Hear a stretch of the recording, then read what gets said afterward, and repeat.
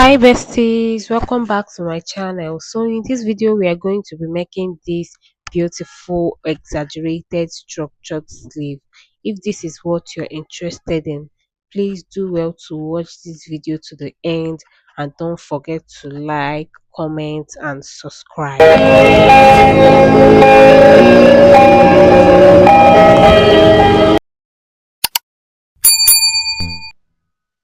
So this is the fabric I'm going to be using. I'm going to be using this satin fabric and boning. Then my interface. This is a gum stay, the hardest one. Now I folded my fabric into four places because I'm going to be cutting both the lining. I'm going to be using the same fabric for the main part and the lining. So I'm pinning it down so that it's not going to move. Then I'm drawing my starting line. So the width in which I used in folding this is 14 inches. My round armhole is 9 inches, so I added 5 inches, making it 14 inches. So from my starting line, I'm going to be coming down by 5 inches, and this 5 inches is going to be for our pleats. So it's going to be our pleats, where we will form our pleats.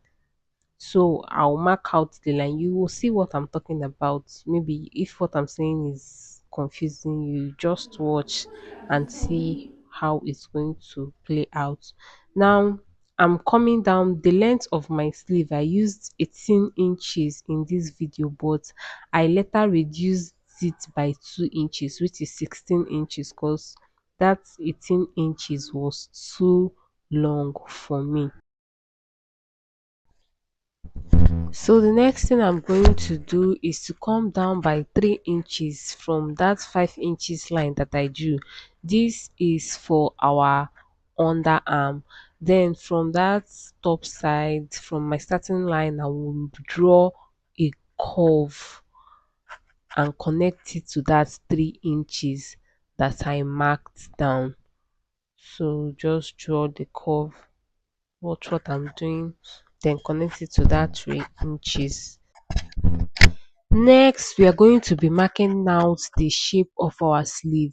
So I'm coming down by 7 inches, but if you want it to look like this or like this, that is for the center front to come down very well, you can use 10 or 9 inches, but I prefer to use 7 inches. Then from that 7 inches, I'm going to create a curve and connect it down to the hemline, to the length of the sleeve. Just watch what I did here. So you're going to create a slight curve and then connect it with your straight ruler also down to that line. So here I'm just drawing out this line here because I do not want that part of the fabric to show. So I'm going to be cutting it off. Now after that we are going to cut it out. Guys, I didn't know that my phone stopped recording, so I didn't capture the cutting part. So here I'm done cutting it. So this is the main fabric and the lining. Now the next thing we are going to do is to interface it. So I'm going to be interfacing the lining only, so that it's going to give a clean finish. Now this is the interfacing I'm going to be using. This is the hardest gum stay. Yeah, that's the one I use. So this is the front part and this is the back part. So that shiny part, the shiny part is the front part, and that is where your the adhesive is. So I'm going to place the lining on it. You can fold it and cut it out, or you can place it just like I'm doing. Is your preference. Then I'm going to use my iron and iron it so that it's going to gum to the fabric. Now I have notched the center part of my sleeve so that I'll be able to identify it when pleating because it's very important. Now I'm going to place the main fabric on the lining, front side facing each other. So make sure you arrange it well because this thing moves a lot. Now I'm going to run a stitch there. After running a stitch there, I will use my boning. I'll sew my boning very close to that stitch. You see how I'm going to do it. Now I'm measuring out my armhole length. My armhole length is 9 inches, my round armhole, but I'm going to add 10 inches. I'm going to make it 10 inches for sewing around because I'm going to close this sleeve up. I will use half inch to close the lining and fabric, and then use half inch to join the two sides together. Then I will notch it. So now that notch is where our fold is going, our pleat is going to start from. So guys, here I've sewn the boning to the sleeve. You can see how I sewed it very close to the seam line, very close. You can run another stitch on top, but I do not want to run another stitch on top because I'm feeling I'm actually very lazy. So then after sewing, make sure that you notch that part, that the part that you used in joining the lining and the fabric together. Make sure you notch it. It is very, very important. Now I'm going to join the fabric together. I'm going to place it like this and pin it. Then make sure that your this sleeve is really really technical, so make sure that you're being careful with every step of the way.